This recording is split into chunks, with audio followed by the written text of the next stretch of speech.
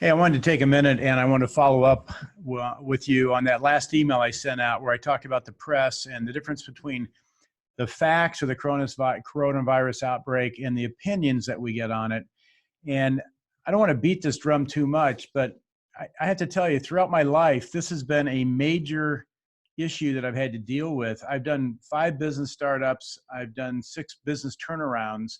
And in all those cases, we had to keep the opinion off the table and deal with the facts that we were dealing with. And I'd have people coming back in and telling me situations that were based off somebody's opinion of it. And I really learned to go look for myself and figure out what was happening. And that was the difference between being successful at a task or a turnaround. I started flying when I was 18. I got my pilot's license at 19, and you didn't fly an airplane based off opinion. I'm an accomplished sailor. I've sailed across the North Atlantic. You don't sail a sailboat based off opinion. You got to know where you are. You have to know what the barometric pressure is.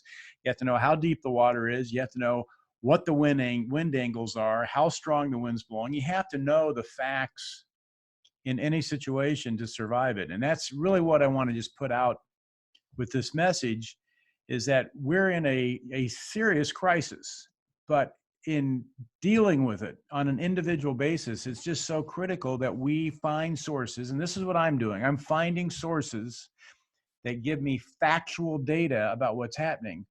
Because when I turn the TV on, or I read my news page on my internet, what I get when I start to pull down and look behind it is a lot of sensationalized opinion of what's actually happening.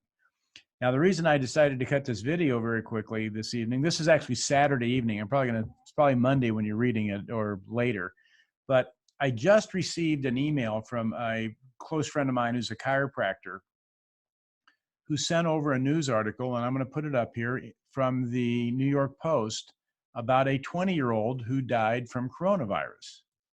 Okay, here's the article. 20-year-old coronavirus victim was told no need to worry by doctors. Now that's a shocking headline, that he was told no need to worry and he died. And there's a picture of this fine young man here, and it's a tragic story. As you go down through, we scroll down through, he was a soccer coach and worked with youth, and right here, and he's told no need to worry according to his family by the doctors. They gave him some drugs, had a cold, he came back, he went back to the hospital. Again, they gave him some antibiotics, said no need to worry, go home. And he goes home and he can't stand up and he's doing horribly. They bring him back to the hospital, they put him on a ventilator, and he winds up dying. And it sounds like 20-year-olds are at just as much risk as everybody else in the society. And it throws basically an arbitrary fact in here that sort of spins what we know, that younger people with stronger immune systems, all the hard data is showing that they are not nearly as susceptible as the older people in society. Now, if you come down here to the 10th paragraph in this article, it says a day later, blood work showed that he also had leukemia. This young man had leukemia. It's cancer. His immune system is totally shot if he's got cancer. His body is on the defensive. He's susceptible to all sorts of things now. This is a critical point that takes him out of the average of 20-year-olds with the coronavirus. Now, that's the only line in this article. He also had leukemia. It does not make any correlation between how leukemia weakens the system. It weakens the blood. And of course, the coronavirus connects in the lungs where the blood is picking up the oxygen, and that whole system is now compromised. And that would be a major source, if not the source, of him not being able to handle the coronavirus. Now, there's another website I found, which I'm going to show you right here. And this one is called Worldometers.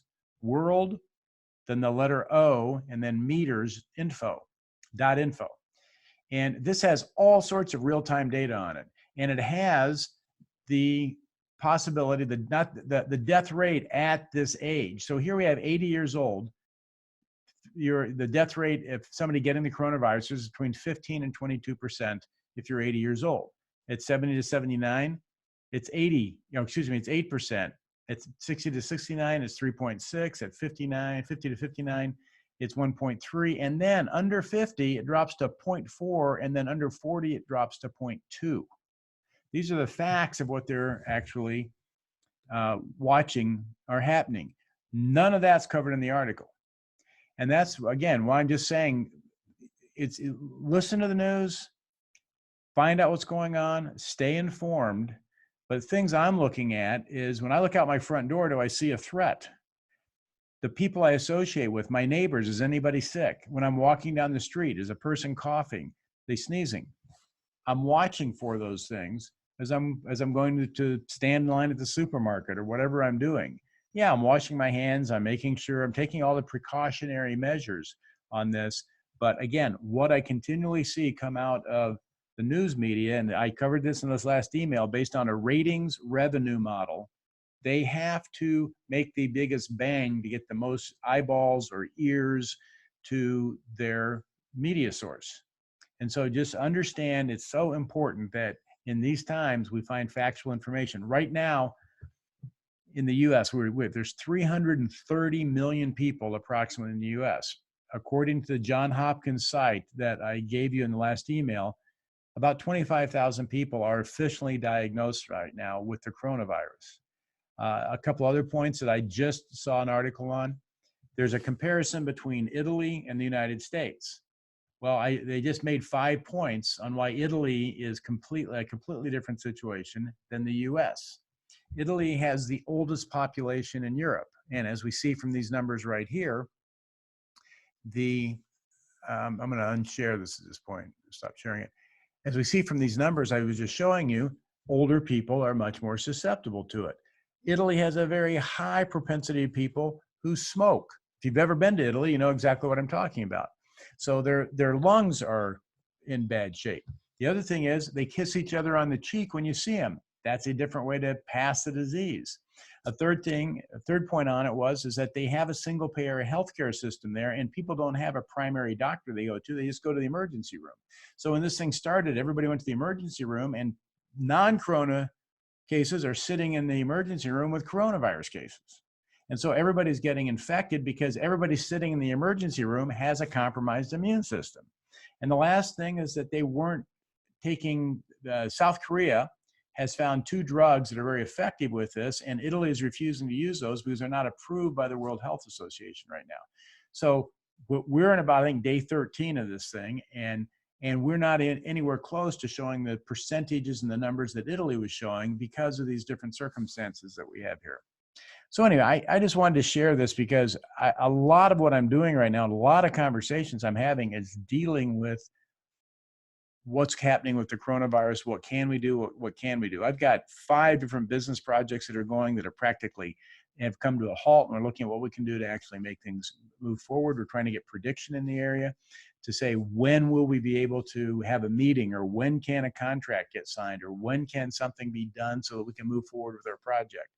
Okay. And again, this comes back down to getting facts on the table and getting an opinion off of it. That's what's going to save all of us. And it's not only, this is just a great lesson for life on dealing with factual information and not just taking somebody's word for it because you saw it on TV. And I can talk for hours on this stuff. Anyway, I also want to let you know that I'm growing my coronavirus beard. Okay. I haven't had a beard for years. And I went, I'm going to be sitting at home. I can't go out. I can't do anything. It's like being locked up in my cabin, during the winter snow. I said, well, maybe I'll do a little Grizzly Adams, coronavirus beard. So I said, well, we'll see how long the coronavirus goes. That's how long my beard will go. Unless I get sick of it or I have an important meeting I need to look good for. Anyway, listen, thanks for listening. I hope this is beneficial. I'm not trying to make anybody wrong in this situation. All I'm trying to do is give you good factual sources where you can go see exactly what is happening. Because as I said in my last email, we have the facts of the case and we have the hysteria created by it. And when you see people running to supermarkets and buying 3 years worth of toilet paper and taking bottles of water out, and we have no water issue and we have no toilet paper issue, and there's just this fear that gets generated. And all of us have to take the responsibility to quash that fear and put the facts forward and still work together as human beings and come through this thing. And we will come through it in shining stars. I have no doubt about that. We will come through. Mankind's always its best when things are at its worst. And this is a wild scene we have. So I expect to see a lot of great things happening with the people around the world. With that, I'll let you run on it until you hear from me next time.